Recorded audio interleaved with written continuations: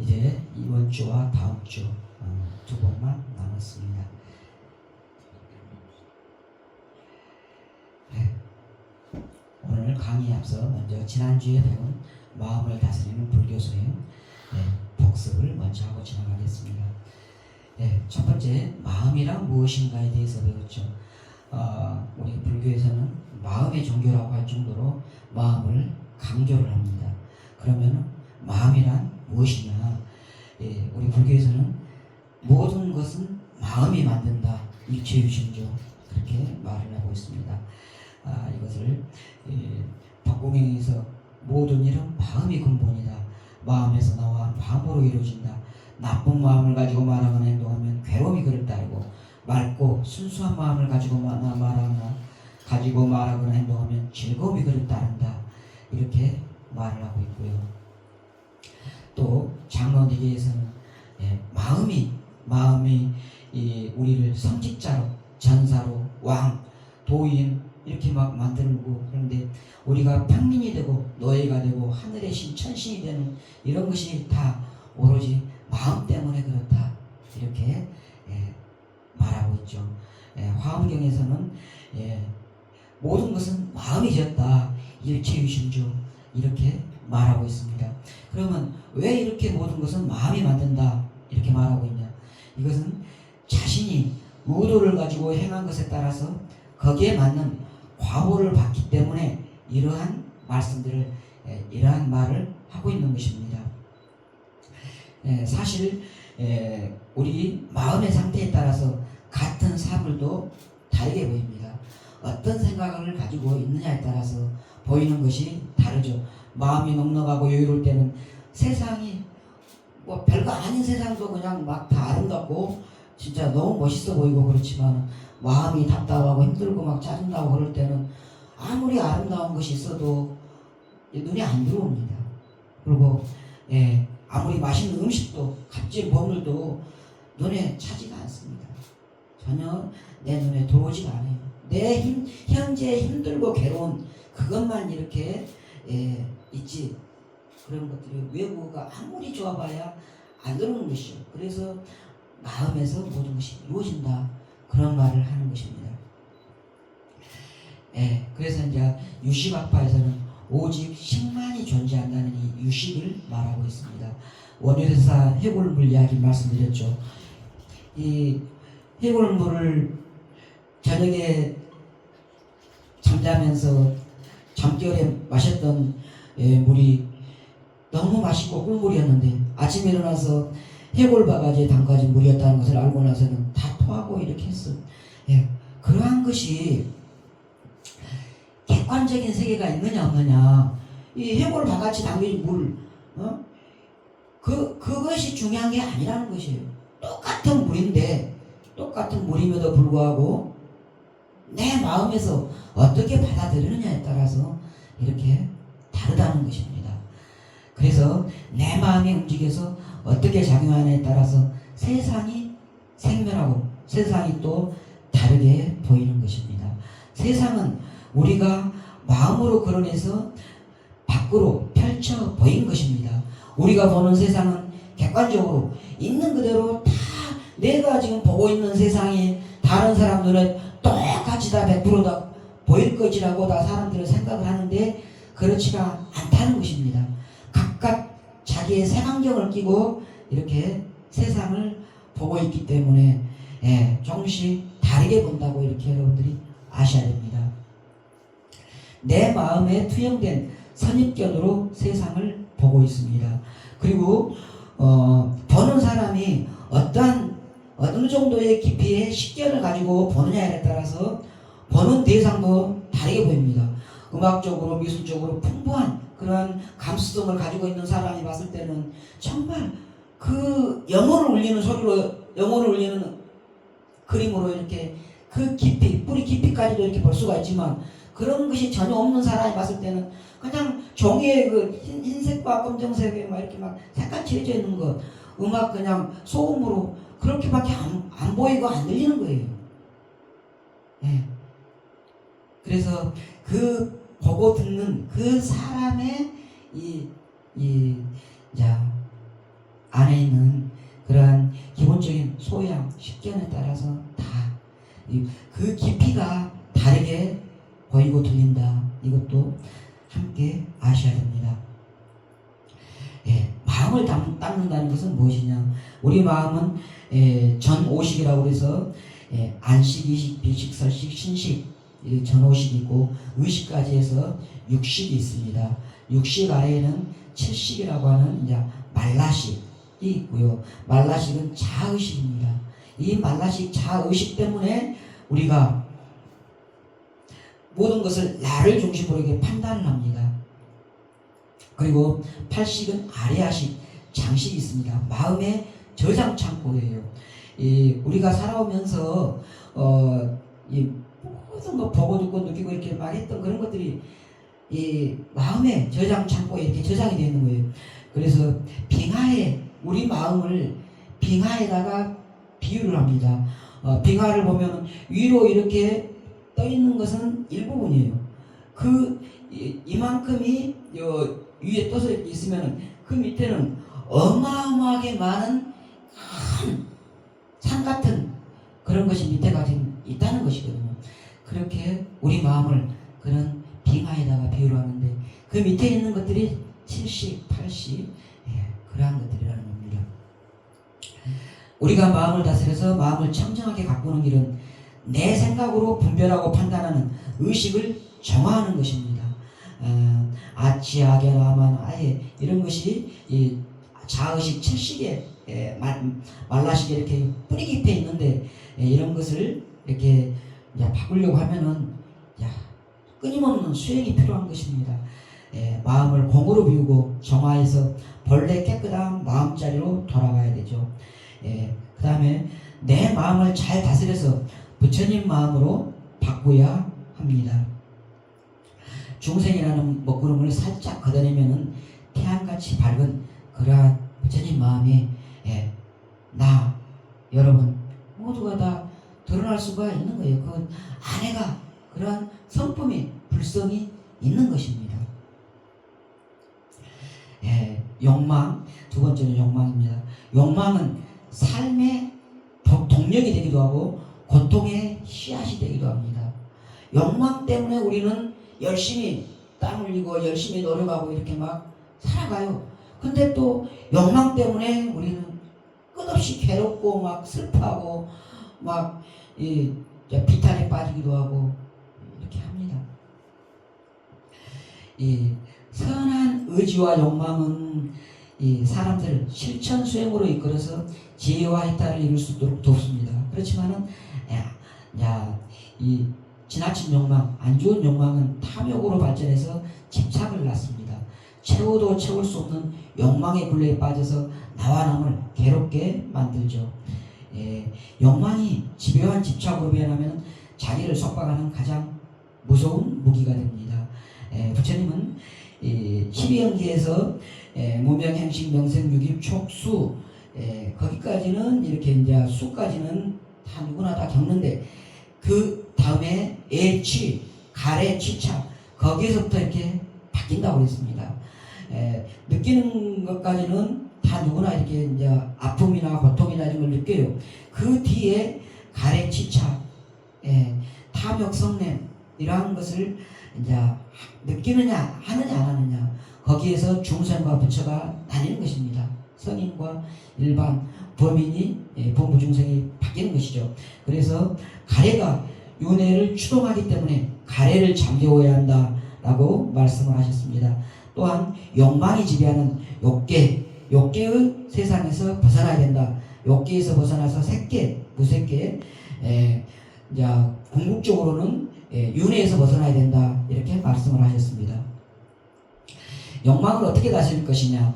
소박하고 지족한 삶, 소욕지족하는 그러한 삶을 살아야 됩니다. 음식도 적당한 양, 그리고 만족할 줄 아는 것, 만족할 줄 아는 것이 최고의 부자다. 이렇게 부처님은 말씀하셨습니다. 두 번째로는 욕망의 방향을 이 악행을 선행으로, 욕망을 원력으로, 이웃과 더불어 나 혼자 잘 먹고 잘 사는 삶 아니고 내 가족만 잘 먹고 잘 사는 삶이 아니고 이웃과 더불어서 함께 행복한 삶, 이러한 삶으로 전환해 가야 되겠습니다. 이 욕망에 끌려가는 업생을 살지 말고 이 욕망을 자비와 생명 창조의 에너지로 바꾸어서 희망을 품고 진취적으로 사는 그런 원력의 삶을 살아가야 하겠습니다. 세 번째는 분노이죠. 부처님께서는 화를 내지 말라고 하는데, 화는 분노는 화라고도 하죠. 화는 자신의 모든 공덕과 자기 자신마저 순식간에 태워버립니다. 분노하는 근본적인 이유는 나와, 내 것, 나의 소유, 이 가족도 마찬가지로 나의 소유로 이렇게 사람들이 인식을 합니다. 그래서 나에 대해서 어떠한 피해를 입혔다, 내 가족에 대해서, 나의 소유물에 대해서 어떠한 것에 피해를 입혔다 할 때, 그럴 때 분노, 화가 이렇게 치밀어 오르죠. 이 집착과 이기심, 이것 때문에 그런 거예요.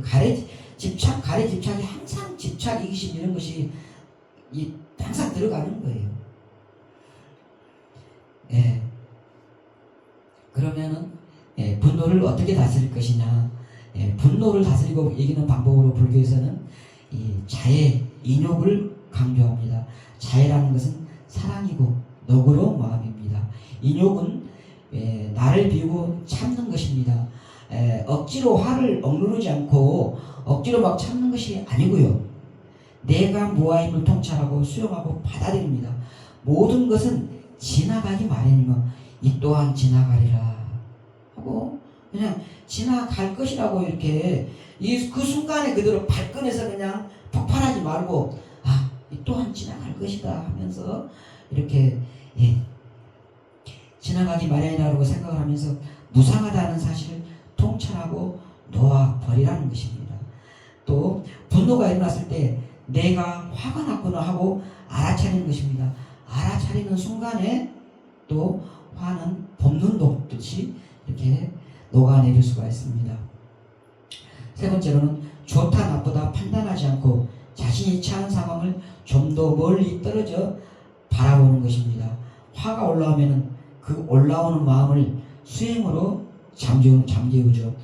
각자의 수행하는 것이 있지 않습니까? 염불수행, 주력, 화두, 명상, 각자 하고 있는 수행으로 그 화를 이렇게 알아차리고 감정을 다스리는 것입니다. 그리고 사회적 불평등과 불의가 이렇게 있을 때 파사현정으로 이렇게 대처를 해야 되죠. 그렇다고 해서 같이 폭력으로 대응해서는 안 되고 비폭력, 무저항, 불살생 이러한 정신으로 사회적 불효나 폭거에 저항해야 되겠습니다. 네 번째는 어리석음입니다. 어리석음은 진실이 뭔지 잘 가려내지 못하고 잘못된 믿음에 집착해서 사태를 엉뚱한 방향으로 몰고 가거나 현명하지 못한 결정을 내리고 그에 따라 행동하는 것입니다. 분노하고 끝없는 욕망을 어리석음이 이렇게 하는 것이죠.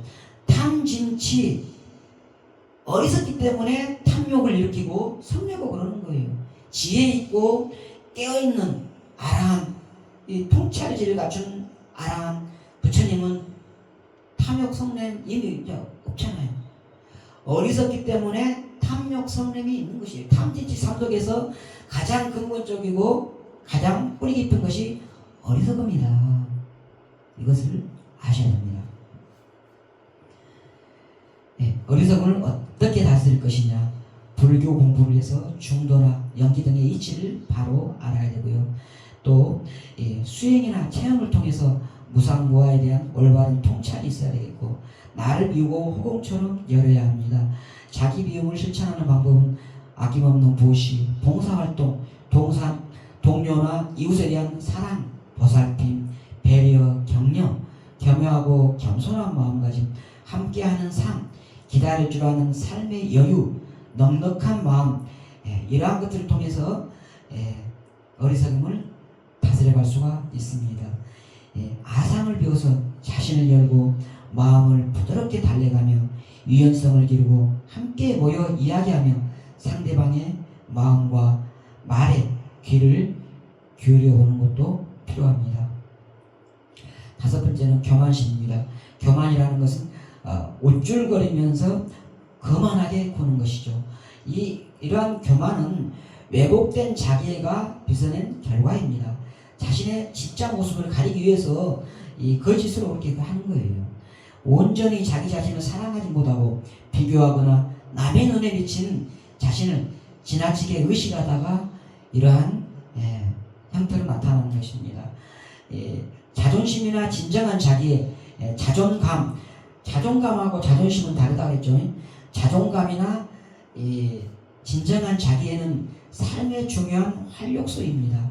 그렇지만은 자존심이니 교만이니 자기과시 이런 것은 타인을 불편하게 하고 제 스스로 갈 길을 막는 어리석음을 자초하게 됩니다.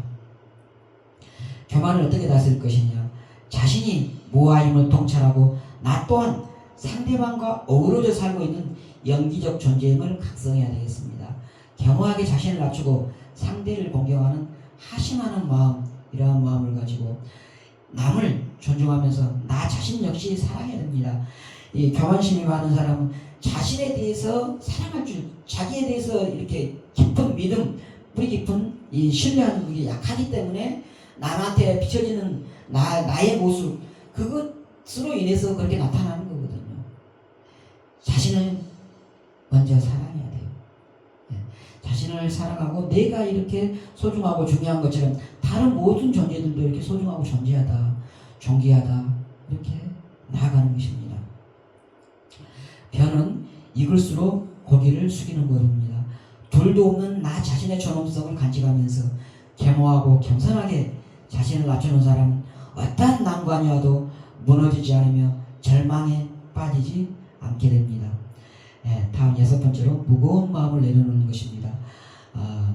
진정한 쉼은 깨달음과 통합니다.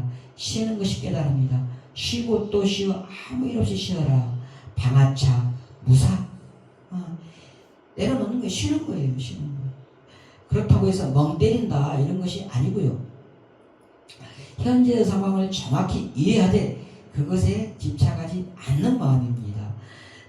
진정한 내려놓으면 내려놓았다는 그 생각 자체도 비어서 내려놓아야 하겠습니다. 어떻게 내려놓을 것이냐? 생각을 놓아버리면 됩니다. 망상을 멈추면 됩니다. 지나간 일에 대한 걱정을 내려놓고 오지 않은 미래에 대한 망상도 내려놓고 오직 현재 내가 직면한 현재의 상태, 현재의 일에만 집중하고 그것에만 깨어있으면 되는 것입니다. 일곱 번째는 우울증과 열등감입니다. 불교에서는 우울증, 열등감, 자기비하 이런 것을 번뇌망상으로 보고 있습니다. 이러한 이제 근심에 받아 우회에 빠지는 이유는 무상을 통찰하지 못하기 때문이죠. 모든 것은 인연 따라 흘러가고 변하기 마련인데 어느 하나의 고정된 시각에 사로잡혀서 거기에 걸리고 그래서 근심에 받아 우회에서 헤어나지 못하는 것입니다. 부처님은 두 번째 화살을 맞지 마라고 말씀하십니다. 인생살이가 우리가 살아가면서 끝없이 다 계속해서 성공만 이렇게 하는 사람 누가 있겠습니까? 좌절도 실패도 이렇게 겪는 거예요. 안 좋은 일도 있는 것입니다. 그러할 때 어떻게 일어날 것이냐? 자신의 생각에 갇힌 사람은 상처를 받거나 경쟁에서 뒤지게 되면 자신을 자책하고 과대망상에게 빠지게 됩니다. 자신의 생각, 관념, 감정에 빠져서 세상을 있는 그대로 보지 못해서 현실을 착각하고 왜곡해서 봅니다. 그래서 자학을 하고 스스로 지금까지 잘해왔던 것은 다 잊어버리고 그 한순간에 이제 실패하고 그 실수했던 그걸 가지고 이제 자신을 못난이다고 바보 멍청이다고 이렇게 자학을 하는 것이죠. 그래서 부처님께서는 이러한 두 번째 화살을 맞지 말라고 그러신 거예요. 실패하는 것까지는 누구나 할 수 있어요. 첫 번째 화살은 실패한 거예요. 그렇지만 그 뒤에 일어난 이러한 감정들, 이러한 것들 하지 말라는 것입니다. 예, 이렇게 스스로 왜곡하고 현실을 착각하고 왜곡하고 자각하고 못난 이게 두 번째 화살이에요. 이런 것들을 하지 말아라. 실패나 살다가 보면은 이렇게 굴곡에서 실패나 좌절 그런 것 다 겪을 수가 있는데 그렇다고 해서 너무 그렇게 빠져들지 말으라는 것이죠. 두 번째 화살을 맞지 말으라는 것입니다. 예, 여기는 넘어가겠습니다. 어떻게 우울증 열등감 놔둘 것이냐. 모든 것은 흘러갑니다. 예, 누가 뭐라고 하든지 나는 가치 있는 사람이며 사랑받을 충분한 자격이 있는 사람이라는 자기 확신, 자기 믿음을 지녀야 됩니다. 비록 원하는 결과물을 얻지 못하더라도 스스로 쓰다듬고 위로해야 됩니다. 100% 조금 전에 말했잖아요. 100% 내가 원하는 대로 다 이렇게 이루면서 성취하면서 살아가는 사람 거의 그게 없을 거예요. 그런 사람 이렇게 있겠습니까? 얼마나? 네. 어느 정도에서 만족하면서 적당한 선에서 만족하면서 이렇게 살아간다고 이렇게 생각하셔야죠. 네. 원하는 결과물을 얻지 못하더라도 스스로 쓰다듬고 위로해야 됩니다. 괜찮다 하면 자신을 쓰다듬어야 됩니다. 또한 모든 것은 변하기 마련이니 현실에 대해서 너무 절망하거나 좌절할 필요가 없습니다. 어제의 행복이 오늘의 슬픔으로 바뀌고 오늘의 행복이 내일의 슬픔으로 바뀌기도 합니다. 그러니 너무 우울해하지도 말고 두 번째 화살을 맞지 말아야겠습니다. 나아가서 여러 사람들과 어울려서 혼자 이렇게 막 방에 틀어박혀 가지고 혼자 생각에 빠지면은 우울증이 커져가고 더 이렇게 깊어져요. 예, 어울려야 돼요. 함께 뭔가를 이렇게 하면서 보람을, 성취감을 막 소소한 거, 조그만 거라도 이렇게 그런 걸 느껴봐야 됩니다. 여러 사람과 어울려서 봉사활동이나 취미생활을 함께하고 자연을 즐기면서 운동도 하고 이러는 것도 우울증을 다스리는 그러한 한 방법이 되겠습니다. 그 다음에 나태함은 게으른 것입니다. 게으르면 허무하게 인생을 보내고 말 뿐이며 그에 따라서 큰 괴로움의 과보가 따르게 됩니다. 나태, 이것은 이제 불교에서는 해태, 방일, 이게 이제 불교 용어가 됩니다. 해태는 태만에서 근면하지 않은 것이고 게으른 것이 해태고 방일은 흐트러진 마음, 산란한 마음을 방일이라고 합니다. 부처님은 불방일을 말씀하셨습니다. 방일하지 말라, 불방일. 열반 유훈도 열반에 앞서서 나는 계속해서 노력했기 때문에 부처를 이뤘다. 너희들도 계속해서 노력하면은 이러한 결과를 얻을 것이다. 불방일을 말씀하셨어요. 정진하는 마음, 안정된 마음, 간절한 마음으로 내 인생에 빛나는 새벽을 열어가야 되겠습니다. 그러려면 원력을 세워야 돼요. 원력을. 어떠한 원력? 결핍, 빈곤. 지금 내가 정말 가난하고 힘들고 어려워요. 그러면 이 괴로움, 이 어려움에서 가난에서 벗어나야 되겠다. 그런 원을 세워야 되는 것이에요. 원을 세우고 결단을 내려서 게을러지고 싶어하는 업식, 타성의 유혹 이런 것을 과감하게 뿌리치고 나서야 되겠습니다. 언제? 내일, 모레, 아니고 지금 당장 일어나서 행동해야 됩니다. 원하고 행하는 만큼 얻고 변화하며 향상해 갑니다. 이러한 사람은 구름을 벗어난 달처럼 세상을 비추게 됩니다. 자, 이제 9강 불자의 보살행과 실천에 대해서 알아보겠습니다. 대승불교의 핵심인 보살행에 대해서 이해하는 시간입니다. 오늘 강의 목표는 보살행이란 어떠한 것인가 이해하고요. 우리가 실천할 수 있는 보살행은 어떤 것이 있는가 알아보는 시간입니다. 첫 번째, 꿈과 소원이 있는 삶입니다. 소원은 어떠한 것이냐?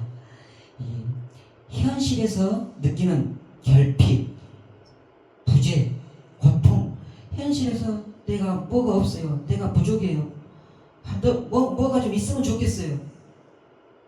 그러한 것에 대해서 있으면 좋겠다. 어떤 것을 채웠으면 좋겠다. 그러한 원을 세우는 것이고, 그거를 내가 갖추기 위해서는 어떻게 하면 되겠다. 예, 구체적인 실천 행까지 이렇게 같이 따라서 원을 세워야 되겠죠. 그래서 더 나은 세계를 지향하는 지극한 마음가짐이 바로 서원입니다. 화엄경 탐험기에서는 지극한 정성과 하나 되고자 맹세하는 것이 서다. 마음 따라서 구하는 것이 원이다.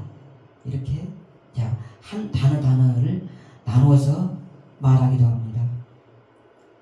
이러한 서원은 아파하는 중생을 구제하려는 보살의 마음가짐입니다. 평화롭고 행복하게 살아가고자 하는 중생들의 그러한 바램을 충족시켜주는 것이 서원입니다. 원력입니다. 어떠한 난관에도 물러서지 않고 어떠한 벽에 막혀도 좌절하지 않는 그러한 불굴의 추진력이 있어야 됩니다. 소원을 세우고 원력을 세우고 이렇게 백일기도 천일기도 이렇게 어떠한 목표를 보고 해 나가다 보면은 중간에 이렇게 어려움이 따릅니다. 그러한 어려움을 이겨갈 수 있는 그러한 불굴의 추진력이 있어야 돼요. 그 목표를 향해서 정말 내가 이것을 이루어야 되겠다.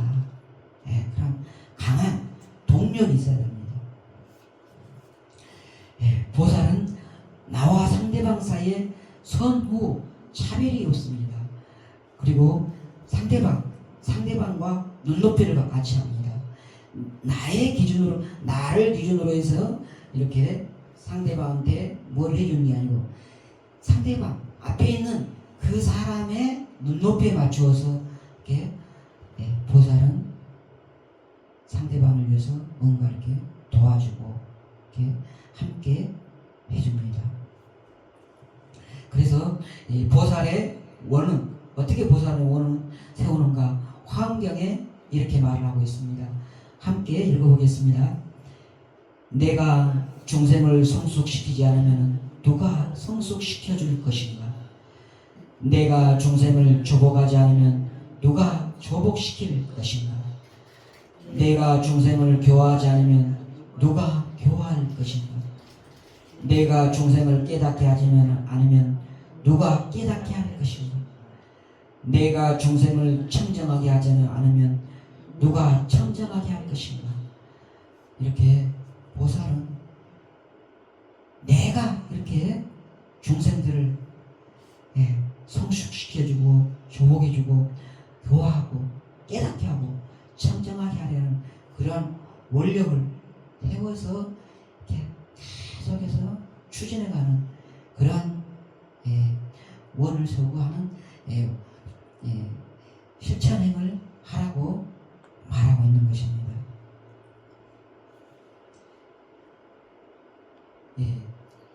자, 보리심을 발보리심, 발심이라고 합니다. 그냥 이렇게 해가지고는 잘 안 돼요. 발보리심을 해야 됩니다. 보리심은, 보리는 뭔지 알죠? 보리는 보디, 깨달음입니다. 깨달음을 얻고자 하는 마음, 깨달음에 대한 마음이에요. 온갖 갈등, 슬픔, 불안 등 어둠의 물결에서 벗어나고자 하는 이러한 바램, 원으로 간절한 마음을 일으키는 게 보리심입니다. 이러한 보리심을 내는 것이 바로 발보리심입니다. 일으킬 발자, 보리심을 일으키는 것이죠. 발보리심을 줄임말이 발심, 발심이 발보리심의 주말입니다. 발심해라, 이런 말도 들어보셨죠? 네. 발심한 마음이 발원으로 원을 일으키는 것으로 이어져서 꾸준히 정진의 물결을 타게 하는 5가지 조건들이 있습니다. 원을 이렇게 해서 그것을 계속해서 이렇게 이제 추진해 나가게 하는 그러한 조건들이 있다는 것이에요. 그 5가지가 뭐냐? 이 오바세계경의 발보신품 함께 읽어보겠습니다. 선남자야, 보리심을 일으키고 나서 해야 할 5가지 일이 있으니, 첫째는 착한 법 가까이하며, 둘째는 분노하는 마음을 끊으며, 셋째는 스승의 가르침을 듣고 따르며, 넷째는 연민하는 마음을 일으키며, 다섯째는 부지런히 정진하는 일이다. 보리심을 일으키고 나서 해야 할 5가지. 첫 번째, 착한 것을 가까이 해야 됩니다. 좋은 마음을, 좋은 원을, 좋은 원력을, 소원을 세웠는데 옆에서 누가 막 술 마시자, 옆에서 누가 막 놀자, 놀러 가자, 술 마시자, 막 옆에서 꼬드겨요. 그러면은 내가 이렇게 어떤 것을 원하고 원을 세웠는데 옆에서 유혹이 자꾸 오면은 잘 된가요? 잘 안 되죠. 그래서 좋은 법, 선우라고 하거든요. 좋은 것을 이렇게 함께 해야 됩니다. 부처님은 선우, 좋은 도가는 수행에 있어서 모든 것과 같다고 하셨어요. 안한존자가 좋은 도반들과 함께 있는 것이 절반의 이익이다고, 절반을 성취한 것과 같다고 이렇게 말하니까 아니다. 선우와 좋은 도반과 함께 하면은 모든 것을 이루는 것과 마찬가지다. 다 절반이 아니고 모든 것이다 이렇게 말씀하셨어요. 좋은 도반은 정말로 중요합니다. 여러분들이 이렇게 불교 공부를 해나가면서 옆에 좋은 도반들과 어울려서 함께 공부하고 함께 법담을 나누고 함께 이렇게 자신이 공부한 것을 이렇게 서로가 내놓는 거예요. 일주일이면 일주일에 한 번, 아니면 한 달에 한 번 정기적으로 모여서 그 일주일 동안에 아니면 한 달 동안에 했던 것들을 자기가 공부한 것을 이렇게 내놓고는 서로가 법담을 나누면서, 그러면은 더 발전해 갈 수 있는 계기가 되거든요. 그러한 도반이 정말 좋은 도반인 것이에요. 이러한 선호가 있을 때 계속해서 더 커갈 수가 있잖아요. 그런 것입니다. 첫 번째는 착한 것, 두 번째는 분노하는 마음을 끊는 거예요. 화는 모든 공덕을 불태워버린다 그랬잖아요.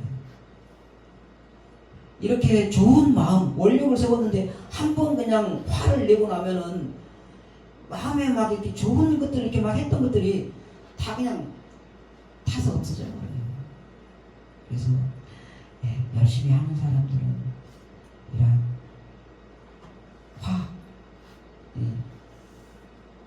화를 폭발하는 거, 이것을 조심해야 됩니다. 누구를 위해서? 나를 위해서. 나를 태워요. 먼저 주변을 태우는데 먼저 나를 태워요. 나를 태우고 앞에 있는 사람 주변을 태워나갑니다. 나를 보호하기 위해서 화를 이렇게 참아야 될 것입니다. 세 번째로는 스승의 가르침. 우리는 부처님의 가르침이 있습니다. 경전. 부처님의 가르침을 이렇게 함께 독송하고 또 함께 나누고 하는 것이 굉장히 중요해요. 또 이제 혼자라도 또 이렇게 읽고, 또한 부처님의 가르침뿐만이 아니고 요즘 인터넷이 얼마나 잘 돼 있어요. 또 불교 TV, BTN, BBS 방송에 가면 온갖 정말 좋은 법문 많습니다. 유튜브에 가보세요. 유튜브에도 어마어마하게 많은 좋은, 유튜브에서는 좋은 말과 안 좋은 것을 가려서 잘 들어야 되죠. 취사를 잘해야 됩니다. BTN이나 BBS 불교 방송에서는 이제 거의가 다 좋은 내용들이지만은 유튜브에서는 잘 취사를 잘해야 돼요. 그래서 좋은 법문들을 듣고 그것을 잘 따라가야 되는 것입니다. 네 번째로는 연민심을 이렇게 일으켜야 됩니다. 자애심, 연민심. 사람으로 이렇게 사람을 대하고 괴로운 사람은 그 사람이 따스하게 다가가서 손잡아주고 함께해주고 위로해주고 격려해주고, 기뻐하는 사람이 있으면 뭔가 이렇게 행복해하는 사람이 있으면 함께 기뻐해주고 그 사람을 축하해주고 그런 것이 필요한 것입니다. 그럴 때 나의 공부도 나의 수행도 더 커가는 거예요. 깊어가는 거예요.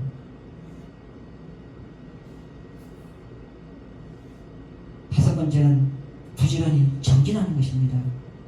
방해하지 않고 계속해서 정진, 노력하는. 그렇게 했을 때 자신이 세운 소원, 원력 마침내 이루어갈 수가 있는 것입니다. 이 다섯 가지 잘 아시겠죠? 네. 원성취에서 무엇보다 중요한 것은 나태함, 게으름을 버리고 자신을 채찍질하면서 정진하는 것입니다.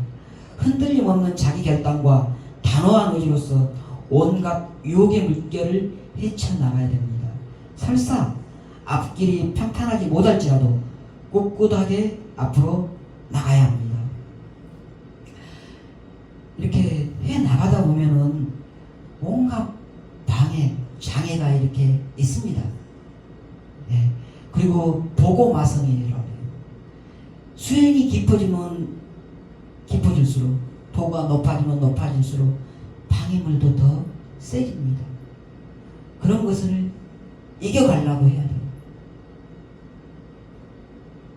그래서 굳은 결심, 불굴의 추진력이 필요하다는 것입니다. 굳은 마음으로 해나가야 돼요.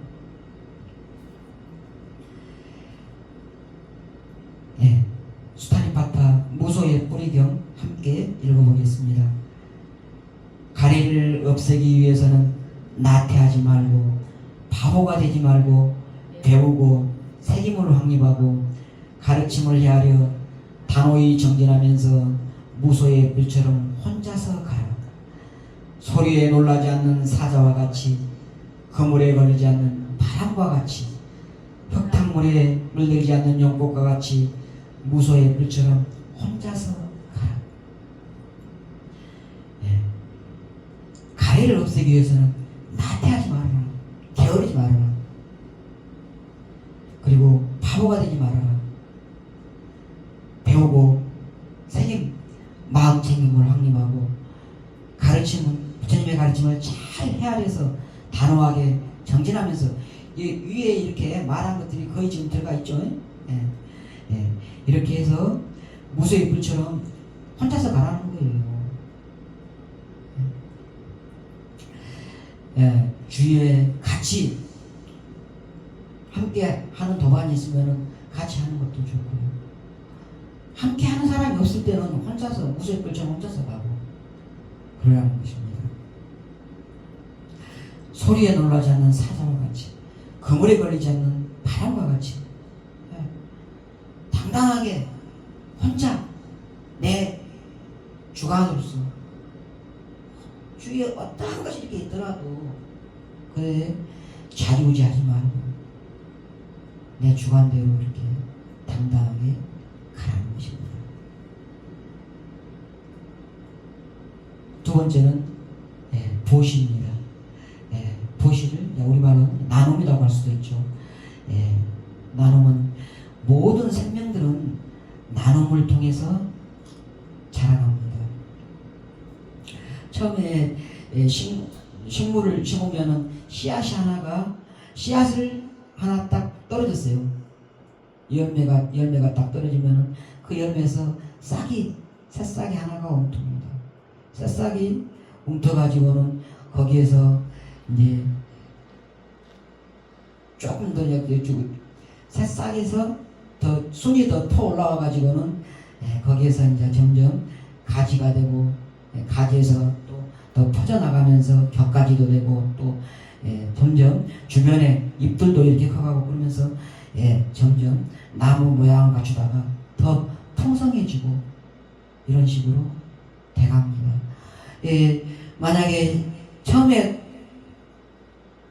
올라온 새순 잎이 나는 이걸로 만족할 거야, 더 이상 크지 않을 거야 하고 계속 있으면은 된가요? 계속해서 커가고 이렇게 성장해 가는 것이에요. 나눠가는 것이에요. 모든 생명은 나눔을 통해서 어느 순간에서 만족하는 게 아니고 계속해서 이렇게 나눠가는 거예요. 격까지 키우고 이렇게 계속해서 더 웅투면서 키워가면서 이렇게 자라는 것입니다. 나눌 것이 우리가 나는 도저히 나는 나눌 것이 없다. 그럴 때는 마음이라도 가난을 나누는 것이 더 값집니다. 마음을 함께 하는 거예요. 옛날에는 정말 온정, 따스한 마음, 주고받는 말로도 서로 그 옛날에 다 모두가 다 서로가 다 가난했잖아요. 그럴 때는 정말 말 한마디도 다 서로가 따스한 이렇게 막 하고 그랬었거든요. 그러한 가난을 나눴어요, 옛날에는. 그래서 가난을 나누라는 것입니다. 나눌 수 없을 만한 가난이라는 것은 없습니다. 물질적인 어떠한 양이 이렇게 많은 것, 그게 중요한 게 아니고 그 나누려는 마음 그 자체가 아름답고 소중하다는 것입니다. 나누고 베풀면은 기분도 좋아지고 삶도 윤택해집니다. 어떠한 것이라도 이렇게 서로 아름다운 말, 좋은 말 이렇게 막 인사말 나누고 그러면은 기분도 좋잖아요. 또 어떤 것을 누구에게 또 이렇게 지나가다가 누구에게 이렇게 보시를 했어요. 그러면 왠지 뿌듯하고 자랑스럽고 기분 좋잖아요. 지나친 욕심과 욕망이라는 것은 화를 부릅니다. 또 상대방을 불편하게 만들어서 다친 사회, 다친 세상으로 스스로를 가두게 됩니다. 다친 사회는 아프고 갈등하며 썩고 부패하기 마련입니다. 쌍욕자니까야 대왔다 쌍욕다 함께 읽어보겠습니다. 험한 여행길의 친구처럼 조금 있어도 나누어주는 사람은 죽은 자들 가운데 죽지 않는다. 이것은 옛날부터의 원리다. 어떤 이는 조금 있어도 베풀고 어떤 이는 많아도 베풀지 않으니 조금 있어도 베푸는 보시는 천별 가치가 있다.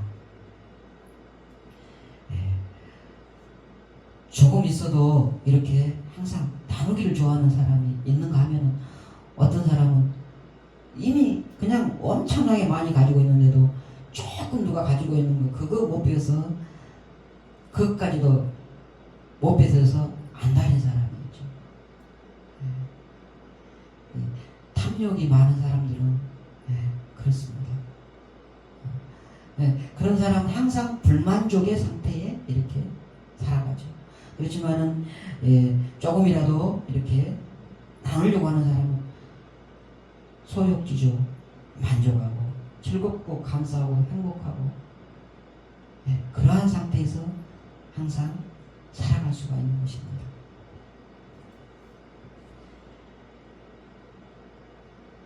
보시공덕의 사례를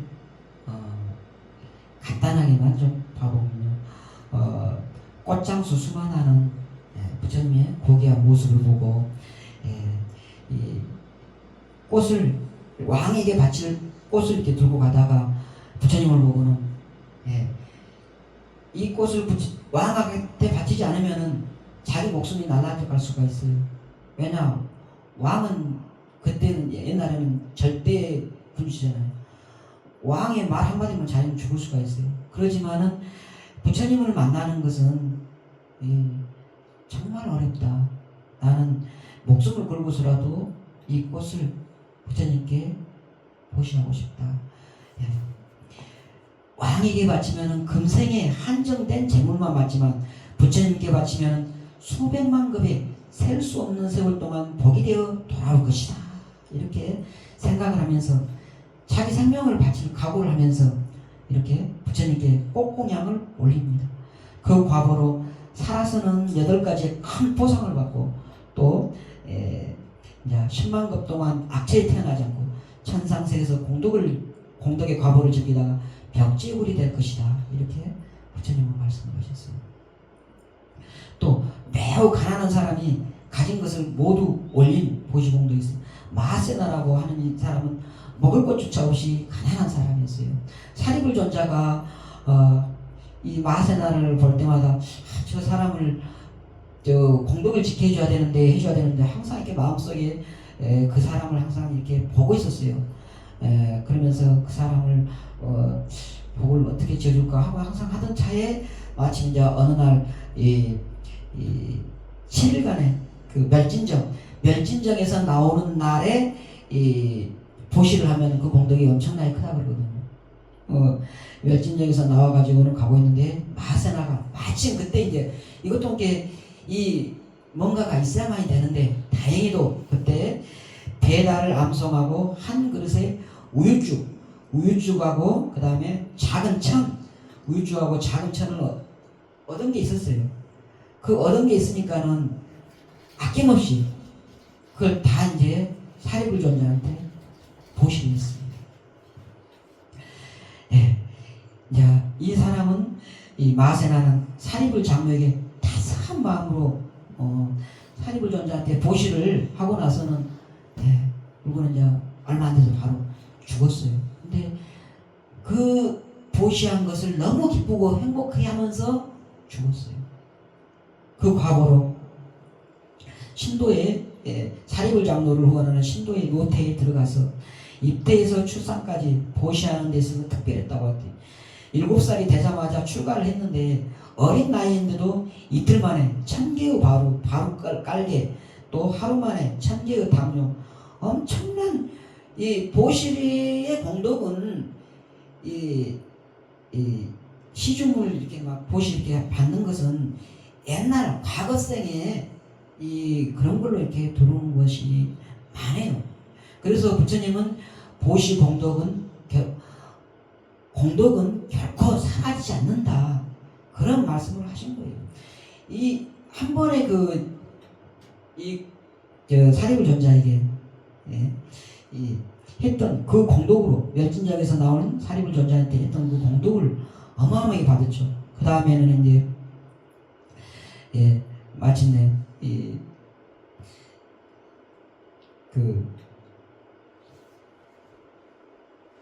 수행처를 찾아가서 아라한을 이루었는데 산이 7살인데도 불구하고 부처님 80대 장로 많은 대중들이 이 사람이 있는 곳에 가서 이렇게 함께 했다고 그래요. 그렇게 찾아가기가 사실 이렇게 쉽지는 않거든요. 또 가난하면서도 대중공양에 동참해서 많은 공덕을 받은 두카타라는 사람이 있어요. 이 사람은 이제 마하두카타는 아주 가난해요. 근데 대중공양에 이렇게 뭐를 이렇게 하겠습니다 하고 이제 대중공양이 뭐가 있었어요. 그러니까는 거기에 동참하기 위해서 이제 막 열심히 일을 했어요. 그래가지고 거기에 이렇게 함께 동참을 했어요. 그래서 그러한 이제 공덕으로 현생의 재정관이 되고 죽어서도 천상에서 복락을 누리다가 석가모니 부처님 때에 자꾸 오타네요. 7살에 출가를 해서 정진할 때 4대 천왕, 석가천왕, 부처님까지 보초를 서줬다고 그래요. 아라한이 되시고요. 또 이 바티카라는 이 사람은 이제 이 간다 재정관에 호사스러운 식사를 하는 것을 보고는 나도 저런 식사를 평생에 한 번은 나도 저런 것을 한번 먹어보고 싶다 한 재정관이 너무 그냥 호사스럽게 이렇게 차려놓고 밥 먹는 거 보고는 나도 한 번은 저렇게 먹고 싶다 하고는 3년 동안을 뼈 빠지게 일을 합니다. 3년 동안 이렇게 해가지고는 마침내 돈을 모아서 그런 이제 이 상다리가 부러지게 3년 동안 모은 돈으로 이렇게 했으니까는 얼마만큼 이렇게 이제 차렸겠어요. 그런데 그걸 이렇게 차려놓고 이렇게 앞에 있는데 거기에 이 벽지불이 멸진정에서 나온 벽지불이 앞에 나타납니다. 이때 이러한 생각을 나는 공약을 올려본 적이 없는데 내가 이 한 끼의 음식을 먹는 것하고 부처님 이 벽지불 부처님께 공약을 올리는 것하고 비교할 수 없는 공덕이다. 그리고 나서 원력을 세웠어요. 원력, 소원. 이 소원이 중요합니다. 내가 소원 이야기하려고 이거 지금 말하는 거예요. 소원을 세운 게 어떻게 되느냐. 이렇게 소원을 세웠어요. 이후로 제가 태어나는 곳마다 저에게 행복만 있기를 기원합니다. 그리고 존자님께서 깨달으신 진리를 저도 깨달을 수 있기를 기원합니다. 이러한 소원을 세우고 나서 벽지불께 자신이 얻은 그 모든 공양을 다 이렇게 보시려 합니다. 그 과보로 감다재정관의 친구가 되고 재정관이 이제 자신이 또 재정관이 돼요. 재정관이 되고 호사를 누리고 죽어서는 천상의 즐거움을 누리고 사가모니 부처님 계실 때는 이제 그 온갖 보시를 하고 어머니를 행복하게 하고 이름을 숙화동자로 불립니다. 7살에 출가하고 3위가 열심히 정리할 때 4대 천왕, 사과천왕 그리고 부처님까지 부처를 쓰고 마침내 아란이 됩니다. 소원을 원력을 세워야 돼요. 자, 그리고 보시의 공덕은 어떤 것인가? 앞으로 해야 될 게 좀 보시가 좀 더 많아가지고 여기서 잠깐 쉬겠습니다. 또 시작하겠습니다. 보시에 대해서 말씀드리고 있는데요. 보시의 공덕은 보시하는 사람은 탐욕을 끊고 선행을 쌓으며 어리석음에서 벗어나게 됩니다. 만약에 너무 가난해서 남들처럼 보시할 수 없더라도 다른 사람이 보시하는 것을 보고 칭찬하고 기뻐하면 그 복은 보시하는 사람과 다를 것이 없다. 이렇게 부처님은 말씀을 하셨습니다. 이거 부처님이 말씀하신 거예요. 다른 사람이 누가 보시하는 걸 보고 선제라 사두 이렇게 정말 함께 기뻐하는 거, 함께 행복해하고 좋아하고 이렇게 하면 그 사람이 지은 그 보시공덕, 그 사람이 어느 만큼 보시를 했느냐 그만큼 똑같이 그대로 기뻐하는 사람이 갖는다는 거예요. 그래서 여러분들이 함께 이렇게 기뻐하는 것이 정말 소중하고 중요하다. 그것을 아셔야 됩니다. 보시하고 베풀면 사람들의 마음을 사게 되어서 행복감에 물들게 됩니다. 기분이 좋잖아요. 우선 내가 기분이 좋고 다른 사람도 더불어서 기분이 좋고 다 주변을 행복감으로 이렇게 물들게 하는 것이죠. 보시는 현재와 미래를 이롭게 하며 오히려 가난을 끊는 그러한 역할을 합니다. 보시의 종류로는 제시, 무예시, 법시 세 가지가 있습니다. 제시는 필요한 사람에게 재물을 베푸는 것입니다. 무예시는 공포에 떠는 사람의 두려움을 없애주는 것이 무예시고 세 번째 법시는 부처님의 가르침을 전하는 것입니다. 법을 전하는 것이죠. 이 법시가 가장 수승합니다. 그리고 보시를 할 때는 자신의 능력껏 베풀어야 합니다. 자신이 자신의 가족이 이렇게 살아갈 수 있는 정도를 이렇게 어느 정도 이렇게 하면서 해야지, 너무 이렇게 다 이렇게 하고 나면은 당장에 자신 가족이 이렇게 살아가기 힘들잖아요.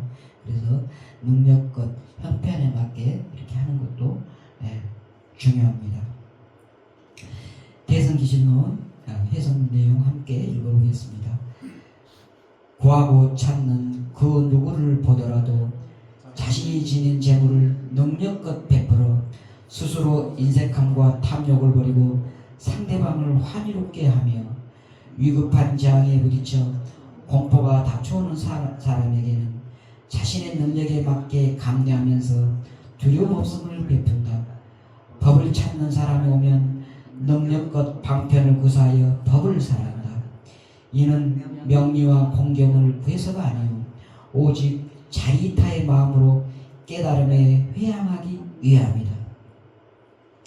제시를 하더라도 능력껏 하고, 또 무의식 두려움 없음을 하더라도 능력에 맞게, 자신의 능력에 맞게, 또 이제 법을 이렇게 설할 때도 자신의 능력에 맞게 이렇게 자신의 능력에 맞추어서 이렇게 제시, 무의식, 법식 이렇게 교시를 행해야 된다고 말하고 있습니다. 그리고 무주상 보시 금강경에 어떠한 대상에도 집착 없이 머문 없이 보시하는 그 공덕은 가장 수승하고 크다. 무주상 보시 공덕이 가장 크다, 이렇게 말하고 있습니다.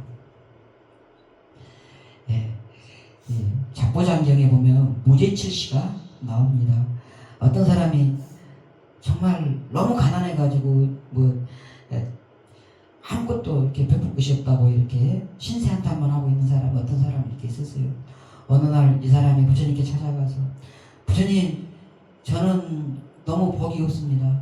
이렇게 너무 찢어지게 가난해서 이렇게 주고 싶어도 줄 것이 아무것도 없습니다. 저는 어떻게 해야 됩니까? 하고 부처님께 가서 신세한탄을 했습니다. 부처님께 이렇게 이제 안 되는 그 이유가 뭐냐 그러니까 남에게 베풀지 않았기 때문이다. 그러니까 저는 가진 게 아무것도 없는데 뭘 이렇게 베풀 것인가 이렇게 하죠. 그러니까는 아무 재물이 없더라도 남에게 줄 수 있는 7가지가 있다, 이렇게 말씀을 하셨죠. 이 뒷부분은 함께 읽어보겠습니다. 첫째는 화안심이 얼굴에 밝은 미소를 띠고 부드럽고 정답게 대하는 것이다. 얼굴에 환하고 기쁨 가득 찬 미소를 머금은 표정은 그 자체로도 주위 사람들에게 편안함을 주는 소중한 도시가 된다. 둘째는 언사심이 공손하고 아름다운 말로 대하는 것을 말하니 사랑의 말, 칭찬의 말, 격려의 말, 양보의 말 등 상대방의 기분을 좋게 해주는 부드러운 말을 하는 것이다. 셋째는 심시인이 착하고 어진 마음을 가지고 사람을 대하는 것이다. 우리가 늘 따뜻하고 자비로운 마음으로 사람을 대하는 것도 소중한 도시이다. 넷째는 안심이 호구를 담아 부드럽고 편안한 눈빛으로 사람을 대하는 것이다. 다섯째는 신시인이 몸으로 베푸는 것인데 신체의 움직임을 통해서, 즉 남의 짐을 들어준다거나 힘들어하는 사람을 위해 예의 바르고 친절하게 남의 일을 몸으로 도와주는 것이다. 여섯째는 상주하심이 다른 사람에게 자리를 내주어 양보하는 것이고 다른 사람에게 자리를 비워주는 것을 말한다. 지치고 힘든 이에게 편안한 자리를 내어주는 것도 소중한 보시입니다. 일곱째는 방사시인이 사람으로 하여금 편안하게 쉴 수 있는 공간을 제공해 주는 것이다. 굳이 묻지 않고 상대의 속을 헤아려서 도와주는 것이다. 너가 이 7가지를 행하여 습관이 붙으면 너에게 행운이 따르리라. 이렇게 부처님은 도장경에서 무죄칠시, 예, 아무런 재물이 없어도 이렇게 할 수 있는 그러한 7가지 보시를 말씀하셨습니다. 화한시, 얼굴에 밝은 미소를 띠고 부드럽게, 예, 이게 웃는 낯에 침 못 뱉는다 그러잖아요. 화 못 낸다 그러잖아요. 웃으면서 이렇게 사람을 상대하는 거예요. 밝게, 환하게. 예. 그렇게 하는 것이 아름다운 보시이라는 것입니다. 예. 이 물질만 주는 것이 그런 것이 보시가 아니라는 것이죠. 예. 또 언사시, 이 사랑의 말, 칭찬의 말, 격려의 말, 양보의 말, 상대방의 기분을 좋게 해주는 그러한 아름다운 말로 이렇게 대하는 것, 이것도 좋은 보시행이라는 것입니다. 세 번째는 심시, 착하고 어진 마음으로 이렇게 사람을 대하는 것입니다. 마음을 곱게 쓰는 거예요.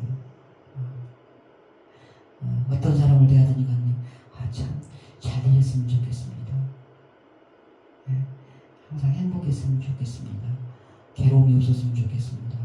마음을 따뜻하게 이렇게 하는 마음, 그러한 마음을 쓰는 것입니다. 또 안심이다. 호흡을 담아서 부드럽고 편안한 눈빛으로 사람을 대하는 것입니다. 눈빛으로도 우리는 말을 많이 하잖아요. 표현을 많이 하잖아요. 편안한 눈빛으로 이렇게 사람을 대하는 것도 좋은 보시가 된다는 것입니다. 예, 그리고 신시입니다. 몸으로 하는 것입니다. 몸으로. 예, 어떠한 다른 사람이 무거운 거 이렇게 들고 있으면 얼른 가서 들어주고, 예, 그러는 거. 또 몸으로 내가 대신해 주는 거예요. 누군가 힘든 거 이렇게 하고 있으면 가서 내가 도와주는 거, 그런 것들이 이제 신시입니다. 또 상자시는 자리를 양보하는 거예요. 자리를. 내가 이렇게 앉아 있는데 누가 좀 나이 드신 분이나 또 좀 불편하신 분, 그런 이제 분이 계시면 얼른 자리를 내주는 것, 그런 것이 바로 이제 상자십니다. 또 지치고 힘든 사람에게 편안한 자리를 내어주는 것도 소중한 보시죠. 7개는 방사십니다.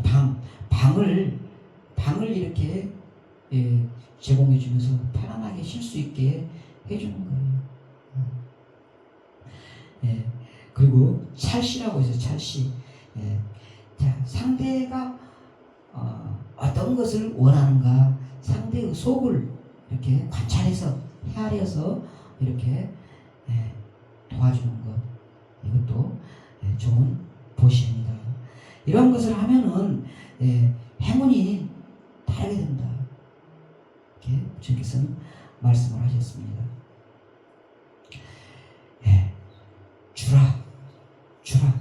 줄 수 있는 만큼 아낌없이 베풀어라. 그러면은 나도 좋고 상대방도 좋으며 그만큼 세상이 밝아집니다. 보시의 공덕, 보시의 즐거움, 보시로 오는 환희로움이 이런 거예요. 주면은 주는 만큼 나도 좋고 상대방도 좋고 세상이 밝아지는 것입니다. 그러면 보시를 언제 하는 것이 좋냐? 보시는 이렇게 가장 좋은 보시는 때에 맞추어서 보시하면은 더욱 좋다고 합니다. 언제 하는 게 좋은가? 함께 정일화엄경 선지품 함께 읽어보겠습니다. 시기적절한 보시에 5가지가 있다. 첫째는 멀리서 오는 사람에게 보시하는 것이요, 둘째는 먼 길을 떠나는 사람에게 보시하는 것이며, 셋째는 병든 사람에게 보시하는 것이요, 넷째는 먹을 것이 적을 때에 보시하는 것이며, 다섯째는 처음 나온 과일과 채소와 핵곡식을 먼저 계를 지키고 정진하는 이에게 준 뒤 자기가 먹는 것이다. 이것을 시기적절한 5가지 보시라고 한다. 지혜로운 이는 때를 알아 보시하여 신심이 단절되지 않는다. 살아서는 통쾌하고 즐거움을 느끼며 하늘나라에 태어날 온갖 덕을 갖춘다. 때를 따라 보시할 마음을 가지면 복 받는 일이 메아리가 같으며 영혼이 단명과 가난을 벗어나고 태어나는 곳마다 늘 부귀를 누린다. 시기적절한 보시. 멀리서 오는 사람에게 목마르고 배고프고 그런 사람에게 마실 거, 먹을 것을 주는 거예요. 멀리서 오는 사람, 아이고 오느라 고생했죠, 힘들었죠 하면서 이렇게 응대하는 것입니다. 그리고 먼 길을 떠나는 사람에게 바리바리 싸주는 거예요. 먼 길을 가려고 하면 얼마나 힘들어요. 요즘은 이제 차로 가니까는 뭐 이렇게 먼 길도 이렇게 이제 가깝지만 그래도 몇 시간씩 가고 그럴 때는 이렇게 이제 좀 먹을 거 중간에 가면서 쉬면서 먹을 것들 싸주고 마실 거 먹을 거 싸주는 거, 이런 것이 아름다운 곳이라는 것입니다. 병든 사람에게 하는 거 정말 소중한 거예요. 아픈 사람, 괴로운 사람, 힘든 사람, 이런 사람은 그때 자기가 뭘 할 수가 없잖아요. 그럴 때 옆에 가서 이렇게 도와주는 거예요.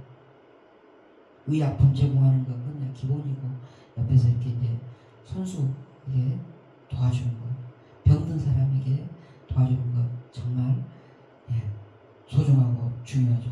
또 먹을 것이 적을 때 흉년 들고 가난한 세상, 사람들이 다, 주변 사람들이 다 힘들어요, 괴로워요.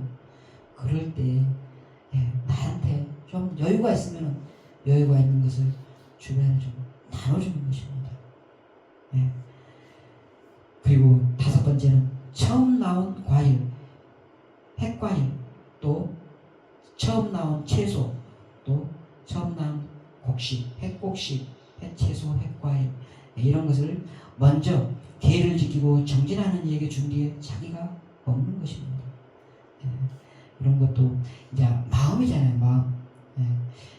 그렇게 먼저 그런 분들을 먼저 챙기면서 하는, 거기에서부터 이제 내 마음이 더 밝아지고 거기에서 이제 오는 공덕이 더 크다는 것입니다. 그것이 물론 그 공덕이 계를 지키고 정진하는 이 스님이 이런 핵곡식 핵과일이 좋구나 하고 막 그것을 뭐 생각해서 이렇게 막 먹고 막 이렇게 하는 그것 자체가, 그것이 중요한 게 아니고, 그걸 따서 그것을 가지고 와서 가지고 올 때, 그때 이제 그 사람의 마음가짐이 소중하고 중요하기 때문에 그런 것입니다. 아시겠죠? 진정한 보시의 조건은, 천한 보시는 베풀면서 내가 너에게 베푼다. 이렇게 계급적인, 나는 뭔가 이렇게 있는 사람, 부자고 상대방은 가난한 사람, 이렇게 좀 윗사람이 아랫사람에게 하듯이, 아니면 어쨌든지 좀 그러한 좀 계급적인 것이 있으면서 이렇게 베푸는 그러한 보시는 천하보시라는 것입니다. 또 그에 대한 반응, 내가 줄 때 그 사람이 어떻게 반응하는가, 그런 걸 보면서 하는 것, 이런 것도 천하보시라는 거죠. 최상의 보시는 내가 누구를 향해 베풀었다는 그러한 생각에 머물지 않으면서 하는 보시입니다. 거지에게 보시할 때도 부처님께 공양 올리는 것처럼 그러한 마음으로 거지한테 보시한다고 해서 휙 그냥 일단 먹으라 하고 그냥 던지는 것이 아니고, 부처님께 공양 올리는 마음으로 똑같이 이렇게 하면은 그게 최상의 보시라는 것입니다. 그것이 무주상 보시고, 상에 머물지 않는 것이에요. 머물지 않고 주는 그러한 보시가 되는 것입니다. 군반야경의 정도품 함께 읽어보겠습니다. 무엇을 출세간에 보시 바라밀이라고 하는가? 이른바 보살마살이 보시할 때 세 가지가 청정합니다. 첫째는 내가 한다는 생각에 집착하지 않고 보시하는 것이며, 둘째는 보시받는 그 사람에게 집착하지 않는 것이며, 셋째는 보시하는 행위나 그 결과에 집착하지 않고 보시하는 것이다. 이것을 보살마살의 세 가지 청정한 보시 바라밀이라 이름한다. 우리 불가에서는 예로부터 관 3년 청정이라는 말이 전해옵니다. 관을 하라는 거예요. 관 3년이 청정한 것을 관하라는 것입니다. 이 3륜은 보시하는 사람, 보시하는 물건, 보시받는 사람, 이 세 가지가 이 3륜이고, 이게 세 가지가 다 청정해야 된다는 것이에요. 이 세 가지 중에 한 가지만이라도 청정하지 않으면은 청정한 보시가 아니다, 이렇게 말합니다. 보시할 때 일어나는 이러한 세 가지 조건이 모두 청정해서 마치 수레바퀴처럼 맑고 아름답게 돌아간다는 뜻입니다. 이러한 보시가 나와 이웃과 세상을 밝히는 것입니다. 내가 한다는 생각에 집착하지 않고 보시하고, 보시받는 그 사람에게 또한 집착하지 않고, 보시하는 행위나 그 결과에 집착하지 않고 보시하는 이러한 세 가지, 이런 것이 3륜 청정인 것입니다. 세 번째로는 자타불이와 더불어 사는 삶입니다. 자타불이는 세계 일화, 자타불이와 세계 일화입니다. 자타불이라는 말은 우주의 뭇 생명들이 인드라만 그물처럼 연결되어 있기에 나와 너는 둘이 아닙니다. 내 몸에는 너의 몸과 마음, 하늘에 이는 바람, 햇빛 등 모든 것이 들어와서 서로를 살립니다.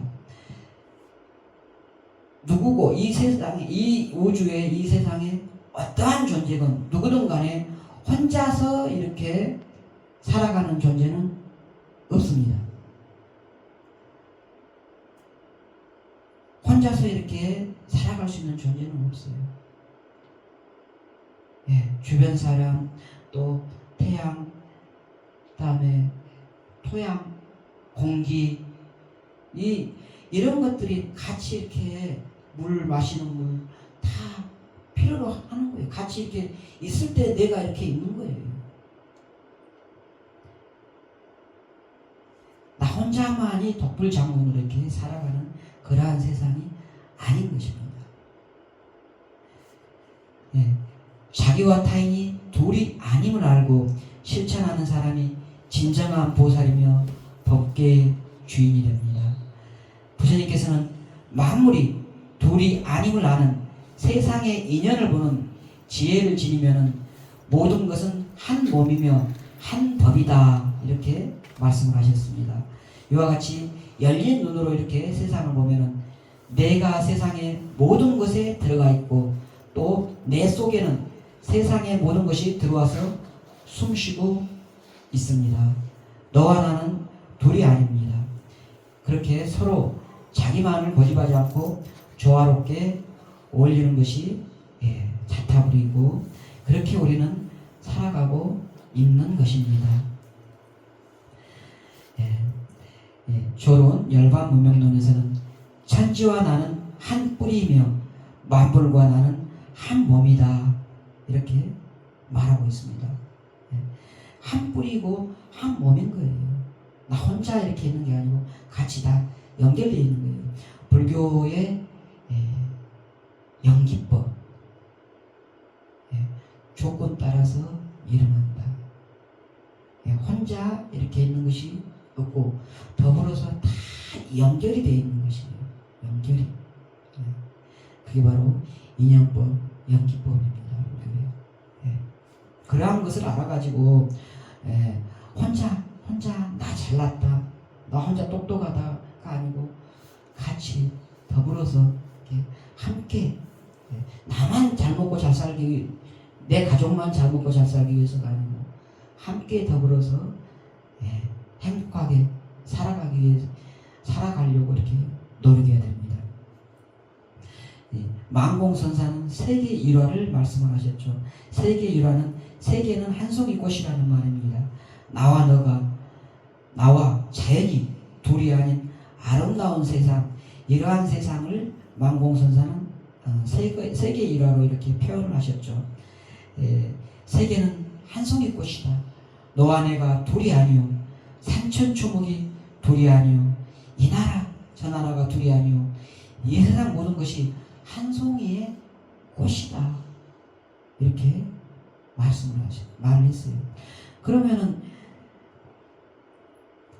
이 나와 세계가 한 몸이요, 하나의 법이라고 해서 그것이 전체적이고 획일적인 하나냐? 그것은 아니라는 것입니다. 같은 일란성 쌍둥이라도 다릅니다. 보리신 보살님, 쌍둥이 키워보셨죠? 예. 틀리죠? 전부가 틀려요. 전부가 틀리죠. 그럼요. 내 마음도 내가 아무리 쌍둥이도 틀려요. 아무리 쌍둥이도 틀리죠. 그럼요. 네. 오늘 쌍둥이 생일인데 같은 일란성 쌍둥이라도 똑같지가 않은 겁니다.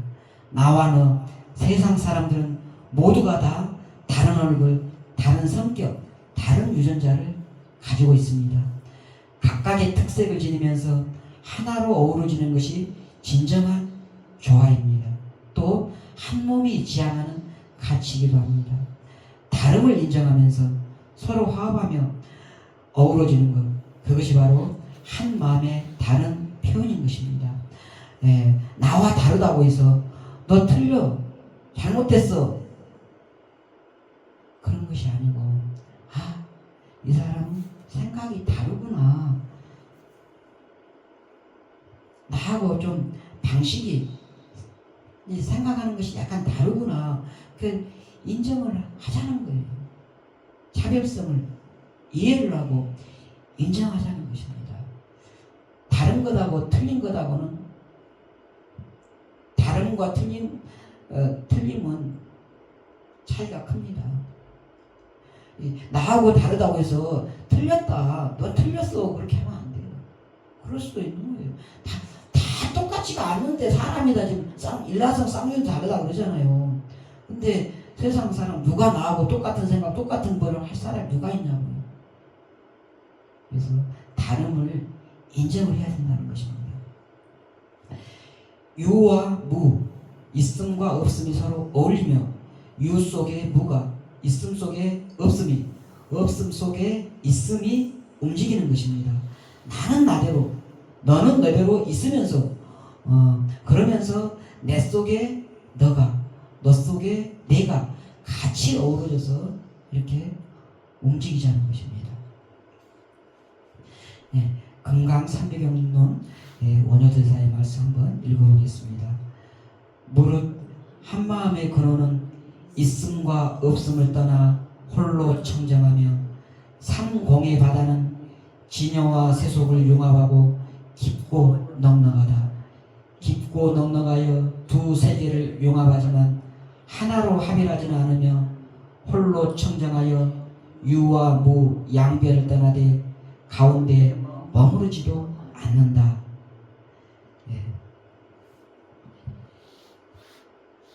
여기에서 삼공은 아공, 법공, 그 다음에 이 두 개를 포함하는 구공이라고 그러거든요. 이 아공, 법공, 구공 세 가지를 다 포함해서 삼공이라고 이렇게 말하고 있습니다. 이러한 한 마음의 근원은 유와 무, 존재와 비존재, 선과 악, 미와 추, 진과 속, 이러한 것이 대립적이지 않고 서로 어우러진다는 거예요. 우리는 있음이나 없음, 존재 비존재, 선악, 미추, 진속, 또 여당 야당 뭐 내가 옳고 시비, 내가 옳다, 너는 틀리다, 그런 걸로 이렇게 막 끝없이 대립하고 갈등하고 막 투쟁하고 이렇게 싸우고 있잖아요. 그러지 말라는 것입니다. 예, 조화롭고 청정하자는 것이죠. 그래서 유와 무의 양 끄트머리, 유와 무의 양 끄트머리에 이렇게 서 있기 때문에 이쪽 끝 서로가 주장을 해요. 그러다 보니까는 싸움이 그칠 날이 없는 거예요. 네. 그 양 끝을 내려놓고 중간에 조화와 타협, 중간점을 찾아야 되는데 중간점을 찾지를 못할 때 이 다툼은 끝이 없습니다. 중간점을 서로가 대화 타협을 통해서 이렇게 조화롭게 잘 헤쳐나가야 되는 것이죠. 유와 무의 양배를 떠나서 집착하지 않아야 됩니다. 유 속에 무가 있고 내 속에 너가 있는 것입니다. 그래서 홀로 청정해서 유와 무 양변을 떠나되 가운데에도 머무르지 않는다는 말이 뭐냐? 유와 무 가운데 이야기한다 그러면 그러면 가운데가 뭐냐? 가운데를 가지고 집착을 했던지 이 가운데를 가지고 집착을 해요. 그러지 말라는 거예요. 어떠한 것에 집착하는 그것이 가장 괴롭게 하는, 힘들게 하는 그런 것이죠. 가래 집착하지 말라는 것입니다. 사시사철 계절의 변화와 갖가지 세계의 향연이 펼쳐지는 온갖 세상의 모습 이러한 온갖 세상의 유의 이 모습 속에는 다른 것이 들어와 자리하는 자신의 자신의 없음, 또 자기 비움, 그리고 타자의 흔적이 들어와 있는 것이에요. 유 속에는 무가, 이러한 무가 들어와 있는 것이고, 자신의 무의 없음의 근저에는 자기 비움을 바탕으로 온갖 존재 타자 사물들이 들어와서 교차해서 자리하는 것입니다. 유와 무 같음과 다름이 이렇게 함께 공존하고 공생하는 것입니다.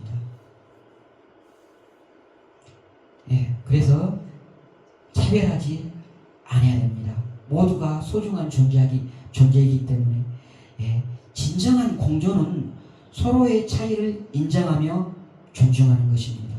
모든 생명들 사이에 차별은 없지만 각자가 간직한 능력과 성품에 따른 차이는 있습니다.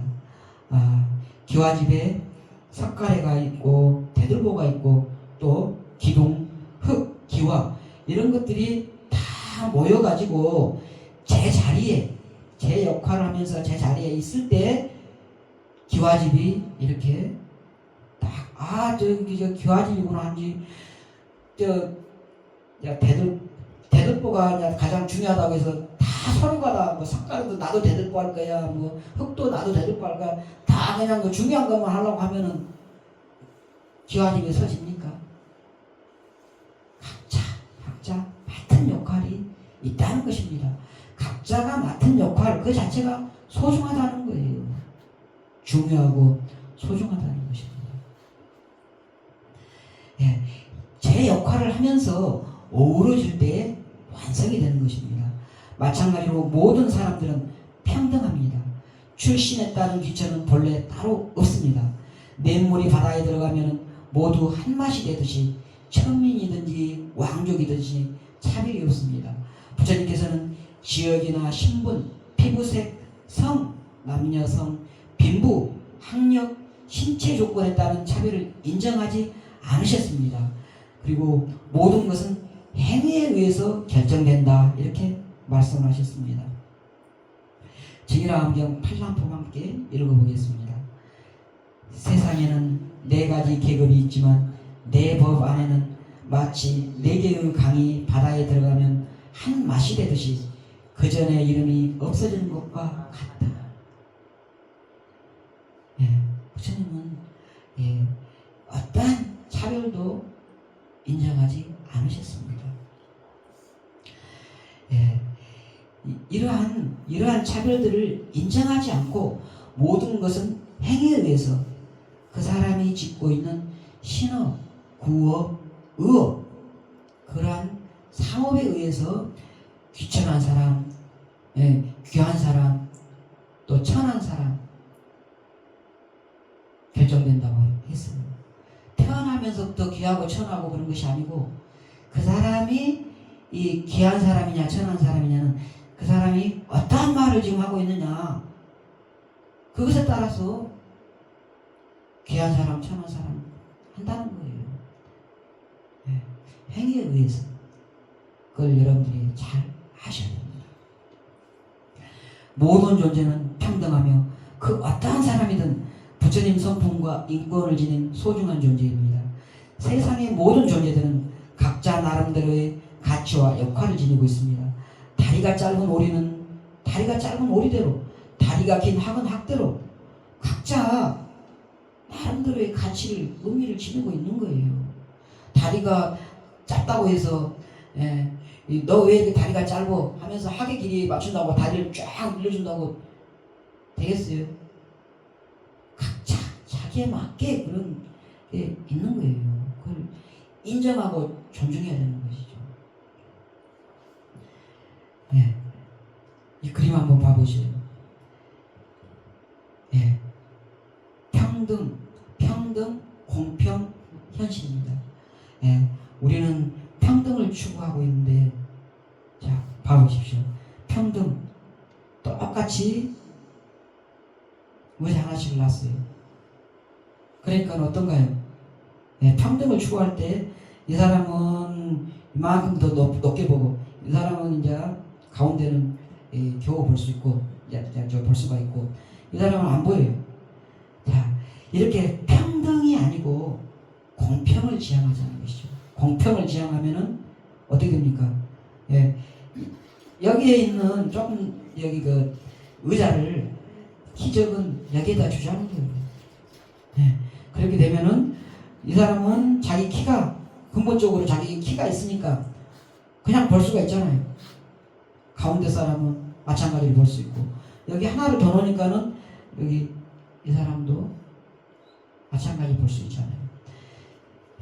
이러한 공평을 추구하자는 거예요.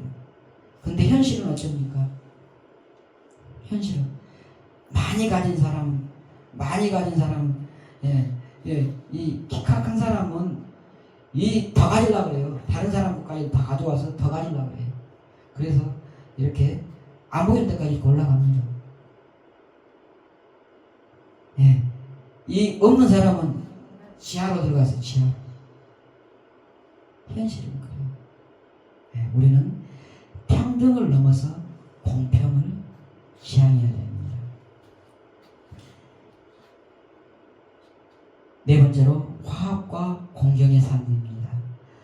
부처님께서는 이 성가 공동체 생활을 중요하게 여겼습니다. 무엇보다도 공동체의 화합을 우선시했습니다. 화합하며 살아가는 그 아름다운 수행 공동체, 평화의 공동체가 바로 성가입니다. 아름다운 공동체는 서로 음식과 경험과 마음을 깊이 나누기에 마치 한 사람처럼 지냅니다. 부처님 제세 시에 코산비의 비구들이 이렇게 다툼이 있었어요. 시작은 사실은 별거 아니었습니다. 뒷물을 처리하는 문제예요.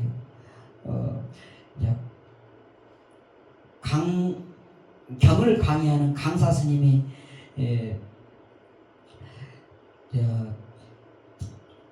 나오면서 뒷물을 잘 처리를 못하고 이렇게 원래는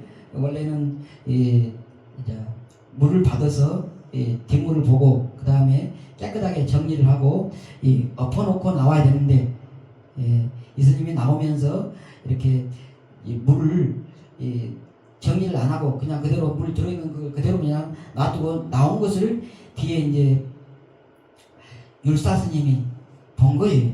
율사 스님 보고는 스님은 지금 청정하지가 못합니다. 잘못하셨습니다. 하니까 죄송합니다. 지금 이걸 제가 할까요? 이렇게 하니까는 아닙니다. 됐습니다. 이제 충분히 하면서 이렇게 넘어갔어요. 그래서 이제 그 정도로 이렇게 어느 정도 넘어갔는데 그 뒤에 이 율사 스님이 이제 이 자기가 가르치는 제자들한테 이제 막 이 강사 스님이 그 했던 것을 그것을 이제 이야기하면서부터 이야기가 이게 이제 퍼져나가기 시작을 했어요. 커져가기가 시작을 했습니다. 그래가지고는 이제 다툼이 코산비의 비구 스님들이 다툼이 강사 스님과 율사 스님 이 패거리가 이 싸움이 시작이 되고 그러면은 이제 스님들이 싸우니까는 신도들도 패거리가 서로 나눠가지고는 이렇게 지지하는 쪽으로 이렇게 나누고 그러면 스님 그 인간계가 그러면 천상계도 그렇게 나눈다 그래요. 천상계까지도 이렇게 싸움으로 번졌어요. 그것을 듣고는 이제 부처님이 수차례 이렇게 그냥 만류를 하다가 당신이 직접 가기까지 합니다. 그래서 가가지고는 제자들에게 서로 화합해라, 다투지 말아라, 승가는 싸우면 안 된다, 화합해라 했는데 제자들이 거기 그 이제 코산비의 비구들이 부처님께서는 그냥 계십시오, 저희들이 알아서 하겠습니다 하면서 계속해서 다툼을 멈추지 않은 거예요. 그러니까 부처님은 그 다툼을 끊이지 않는 그 제자들을 멀리 떠나서 이제 다른 곳으로 이렇게 갔습니다. 가는 도중에 아누루타, 난디아, 킴빌라 이 세 비구가 수행하는 승원에 이렇게 부처님이 가셨습니다. 그곳에 갔을 때에 이제 이러한 이야기들이 이렇게 오가는 거예요. 비구들이요, 그대들이 잘 지내고 편안하며 탁발하기 어렵지 않기를 바란다. 이렇게 이제 부처님이 말씀을 하시니까 난디아가 스승이시여, 청정한 벗들과 사는 것은 참으로 유익합니다. 저희는 몸은 여럿이지만 마음은 하나라고 생각합니다. 저희는 서로 화합하고 서로 감사하며 다투지 않고 우유와 물처럼 조화롭게 서로 사랑스러운 눈빛으로 대하며 지내고 있습니다. 이렇게 난디아가 대답을 했고요. 아니루다가 또 덧붙였습니다. 함께 읽어볼까요? 저희 가운데 가장 먼저 탁발한 사람이 돌아오면 자리를 마련하고 깨끗하게 씻을 물을 마련하며 남은 음식을 넣을 통을 마련합니다. 그리고 맨 마지막에 돌아온 사람이 남은 음식을 먹거나 밖에 버립니다. 그리고 깨끗이 청소하고 정리합니다. 통이 무거우면 손짓만 해도 마음이 통에 같이 들어서 움직입니다. 그리고 저희는 5일마다 한 번씩 법담을 나누며 방일하지 않고 정진합니다. 훌륭하다. 너희가 이렇게 화목한 것을 보니 기쁘구나. 승가는 이렇듯 화목할 때만 진정한 승가이다. 이렇게 부처님은 말씀하시고 이 끝에 이제 화합하는 원칙을 이렇게 부처님께서는 세우셨어요.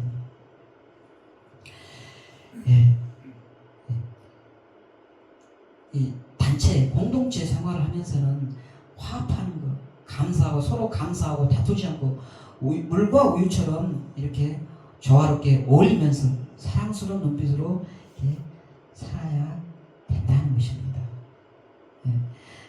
방법은 가장 먼저 탁발한 사람이 가장 먼저 들어온 사람은 이제 앉아서 밥 먹을 자리를 준비를 하고 그리고 깨끗하게 씻은 물도 준비를 하고 그리고 남은 음식을 넣을 통도 마련을 하고 자기가 먹고 나서 음식이 남았다 그러면은 그 통에다가 이제 넣어두고 자기는 이제 정리하고 나가는 거예요. 나중에 온 사람, 중간에 온 사람은 또 마찬가지로 이제 먹고 나서 거기 남은 것은 부족하면은 그 앞에 사람이 먹고 남은 거 이제 더 먹거나 아니면 자기가 먹고 남은 것이 남으면은 거기다 놔두고 마지막에 온 사람이 이제 남은 음식을 먹거나 다른 사람이 남은 음식 그걸 먹거나 이제 남으면은 버리는 거예요. 막 우리나라에는 음식을 버리면 안 된다는 것이 이렇게 강조가 되어 있는데 꼭 그러지는 않습니다. 음식은 버리면 되는 거예요, 원래.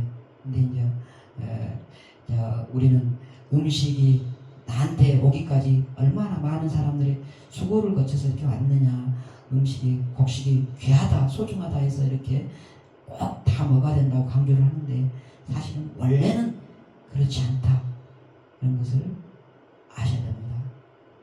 소욕지족으로 자기한테 적당한, 자기가 먹을 만큼만 이렇게 먹는 거예요. 자기 양만큼만 먹는 것입니다. 그런 정신을 아셔야 돼요. 그리고 무건, 스님들 막 무건 하는데 꼭 무건이 아니에요. 원래 무건은 아니에요. 일하면서 손짓만 해도 마음이 통해서 여기가 좀 같이 들려. 손짓만 말을 안 해도 이렇게 하면은 얻는 일 가서 한다는 거예요. 그렇게 평소에 쓸데없는 큰 소리들은 안 하는데 말을 해야 될 때는 한다는 것이죠. 언제? 이렇게 5일마다 한 번씩 법에 대한 이야기를 나눠야 된다는 거예요. 법담을.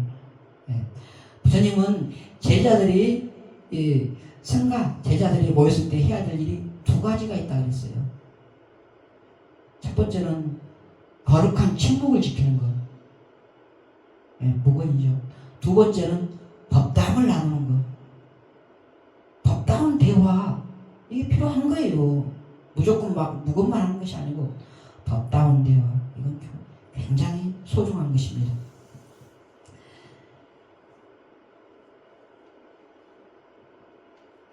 화합 공동체의 조건으로 육화경이라고 있습니다. 6가지로 화합해서 서로 공경하라는 의미죠. 육화경은 우리의 마음을 불심으로 물들이며 분노에 물들지 않게 하는 등 다양한 수행의 요인을 간직하고 있습니다. 이 육화경이 무엇이냐, 함께 읽어보겠습니다. 몸으로 화합하여 함께 살라. 입으로 화합하여 분쟁이 없도록 하라. 뜻으로 화합하여 함께 일하라. 공동규범인 계물 화합하여 함께 수행하라. 바른 견해로 화합하여 이해를 함께 하라. 이익에 서로 화합하여 균등하게 나누라. 몸으로 화합하는 거, 함께 사는 거예요. 또 입으로 다투지 않는 거고, 뜻으로 함께 일하는 것이고, 계로서 화합해서 함께 수행하는 것이고, 견해로서 함께해서 이해하는 거예요. 함께 이해하는 거. 그리고 이익이 있으면 함께 균등하게 나누는 것입니다. 이러한 육화경은 성가 공동체뿐만 아니라 가족 공동체, 지역 공동체, 마을 공동체, 직장, 도반, 어떠한 공동체에서도 이러한 6가지로서 5가지로서 이렇게 하면은 모두를 살리는 상호 존중과 화합의 원리가 된다는 것입니다. 공동체적 삶이 왜 중요하냐?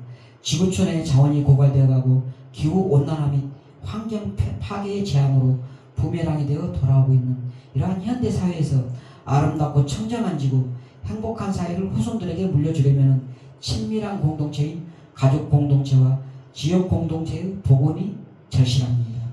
공동체의 모범으로서 왓지 공동체의 7불세법이라고 이렇게 있습니다. 이 7불세법은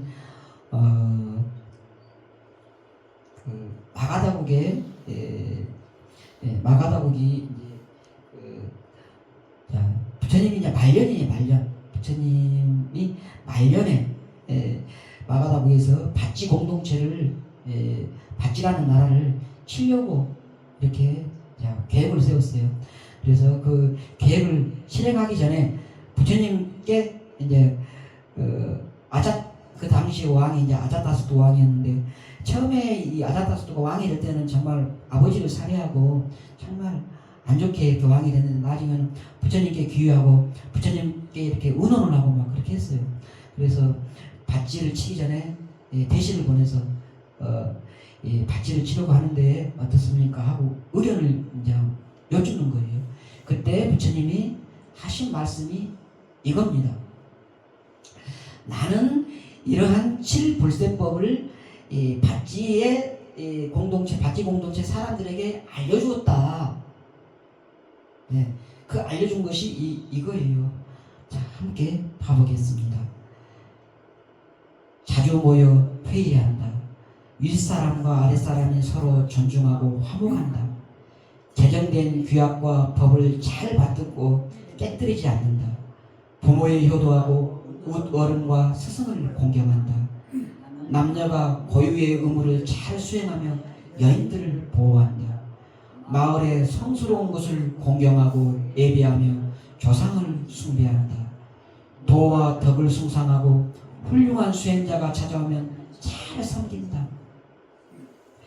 이러한 7가지를 내가 왓지 공동체에 가르쳐 줬는데 그것이 지금 잘 실천하고 있다. 그것만 말을 해요. 부처님은 그 말을 이제 뭐 전쟁해라 마라 그런 것이 아니고 나는 이런 걸 알려 줬는데 왓지 사람들이 그걸 잘 실천하고 있다. 그것까지만 이렇게 이야기를 해요.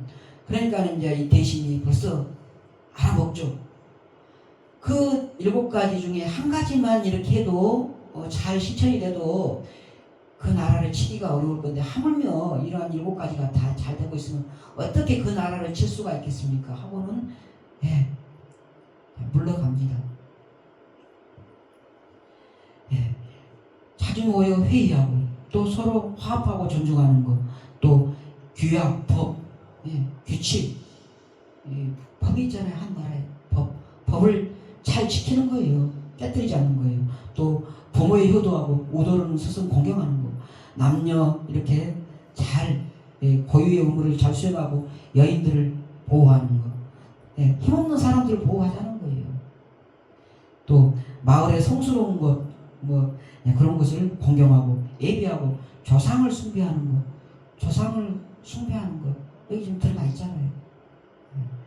그리고 도와 덕을 숭상하고 훌륭한 수행자가 찾아오면 잘 섬기는 것. 이렇게 할 때 절대 무너지지 않는다는 거예요. 불세 절대 무너지지 않는다. 그런 것입니다. 이 7불세법은 육화경과 더불어서 오늘날 공동체의 운영 원리로서 손색이 없는 것입니다. 마을과 지역, 직장 등 소규모 공동체에 이러한 운영 원리를 적용해서 모여서 회의하고 법과 질서를 잘 지키며 약자들을 보호한다면 그러한 공동체는 오래오래 번영할 것입니다. 다음엔 5번째로 아픔의 나눔과 불국토 건설입니다. 유마거사라고 여러분 들어봤죠? 유마거사. 유마거사는 처자를 거느리고 이렇게 사는 거사입니다. 거사. 스님은 출가 수행자는 아니고 거사예요. 제가 거사인데 그런데 수행자로서의 보살의 삶을 가장 모범적으로 보여준 사람이 유마거사입니다. 이러한 유마거사가 중생구제를 위한 방편으로 병이 들었습니다. 유마거사가 병이 들었다 그러니까는 구감이나 거기 이제 마을의 모든 사람들 다 이렇게 문병을 가고 이렇게 하고 그 다음에 이제 부처님의 제자들한테 문병을 가는 문제가 이렇게 이야기가 됐을 때 누구도 선뜻 나서려고 이렇게 하지를 않습니다. 각각 다 이제 거기에 이렇게 맞는 이유들을 막 대면서 다 가지를 않습니다. 그러다가 이제 또 보살, 이제 아라한 제자들뿐만이 아니고 또 많은 다른 보살들도 선뜻 가려고 하는 보살이 없어요. 마침내 이제 문수보살이 문병을 가게 됩니다. 문수보살이 이 유마거사가 누워 있는 방을 문을 여니까는 그 주변에 이렇게 다 바뀌었다 그러죠. 그리고 문수보살이 유마거사에게 이렇게 어떻게 해서 병을 앓게 되었으며 어떻게 하면 나을지 이것을 이제 질문을 합니다. 그때 이제 유마거사가 하는 말 함께 읽어보겠습니다. 무명 때문에 애착이 생겨 병이 났습니다. 모든 중생이 아픔으로 저도 병을 앓고 있습니다. 만약 모든 중생의 병이 사라지면 제 병도 사라질 것입니다. 보살은 중생을 위하여 생사의 길에 들어섭니다. 생사가 있으므로 병이 있습니다. 만약 중생이 병을 여의면 보살의 병도 사라질 것입니다. 이와 같이 유마거사가 몸에 병이 난 것이 무명 때문에 모든 중생이 아프기 때문에 자신도 아프게 됐다는 것입니다. 만약에 모든 중생의 병이 낫게 되면은 여의게 되면은 보살의 병, 자신의 병도 낫게 된다. 이렇게 말했습니다. 그래서 중생이 아프니 내가 아프다는 것입니다. 보살이 병이 되는 이유는 우리 일반 사람들 가족에 누구 아픈 사람, 아들이 누구 아프다, 남편이 뭐 자녀 누구 아프다, 괴롭잖아요. 힘들잖아요. 왜? 사랑하니까 힘들고 괴로운 거예요. 보살이 다른 누가 아프면은 따라서 아픈 이유가 그 모든 중생들을 이렇게 내 몸같이 사랑하고 아끼기 때문에, 그렇기 때문에 병이 되는 것입니다.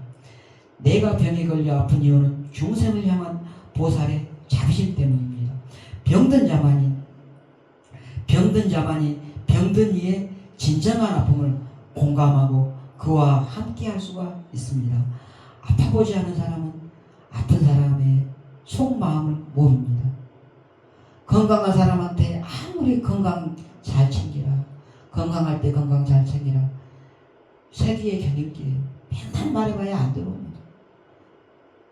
아프고 나서야 건강이 정말 중요한 거구나. 그렇고 이제 건강을 챙기려고 하죠. 아파본 사람만이 아픈 사람의 속마음을 압니다. 그래서 유마거사가 아픈 거예요. 그래서 아파하는 사람에게는 똑같이 아픈 사람으로 다가가야 병이 낫습니다. 정신적 고통과 신체의 고통에 시달리는 사람에게 다가가서 그 사람과 하나가 되어서 그 사람의 말을 들어주고 손을 잡아주고 함께 눈물을 흘릴 때 병은 기적처럼 나을 것입니다.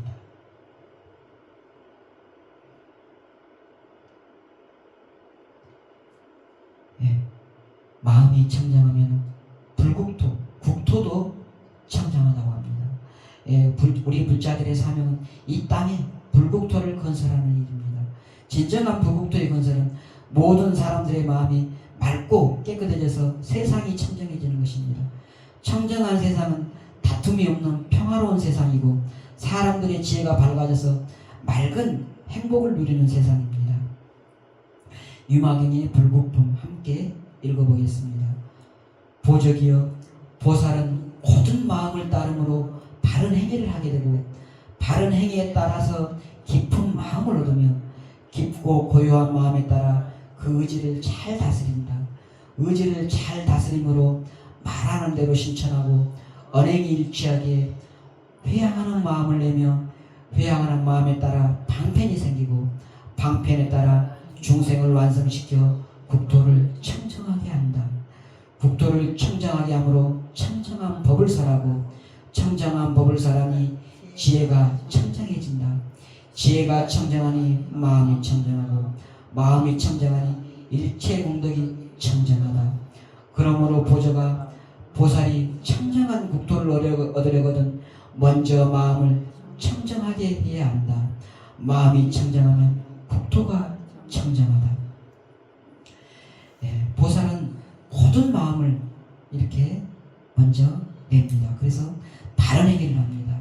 그리고 바른 행위를 함에 따라서 깊은 마음, 심심, 직심, 고든 마음은 직심입니다. 깊은 마음은 심심, 깊을 심자, 심심이고 거기에 따라서 이제 마침내 회양하는 마음, 회양심을 냅니다. 마음이 청정하면 국토가 청정하게 됩니다. 고든 마음은 바른 마음이며 계산하고 분별하는 그런 마음이 아니고 평등한 마음입니다. 깊은 마음은 중생을 사랑하는 마음이요 모든 것을 포용하는 바다와 같은 그런 마음이죠.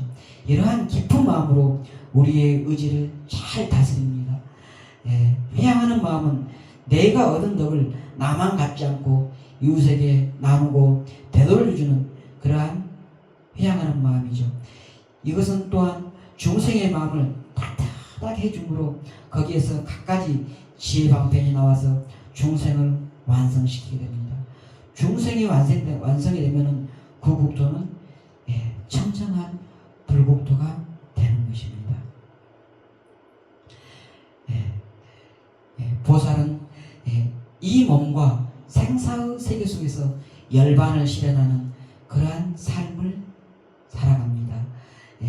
사바세계 진흙탕에서 뿌리를 내리면서도 그 더러움에 물들지 않는 연꽃처럼 살아가는 처염상정의 삶을 보살은 살아갑니다.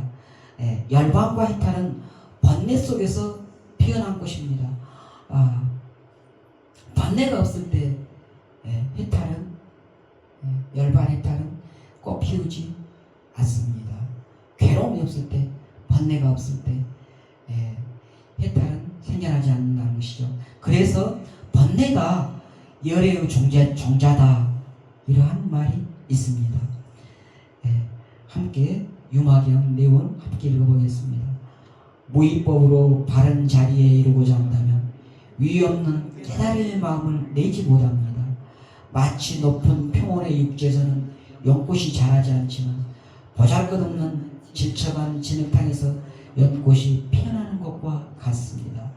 이렇듯 무의법으로 올바른 자리에 들어서고자 한다면 결단코 불법에 마음을 일으키지 않을 것입니다. 번뇌의 진흙 속에 있는 중생이라야 불법에 귀를 기울일 수 있습니다. 허공 속에 씨를 뿌려도 끝내 싹이 돋아나지 않고 인분이 섞인 거름 땅에서는 싹이 무성하게 자라는 것과 같은 이치입니다. 번뇌 속에서 꽃이 핀다는 것이고 진흙탕 속에서 연꽃이 피어난다는 것입니다. 번뇌가 열애의 종자라는 것입니다. 연꽃처럼 흙탕물에 물들지 않는 이러한 보살의 그러한 삶이 바로 성자의 길이죠. 수타니파타 성자의 경 함께 읽어보겠습니다.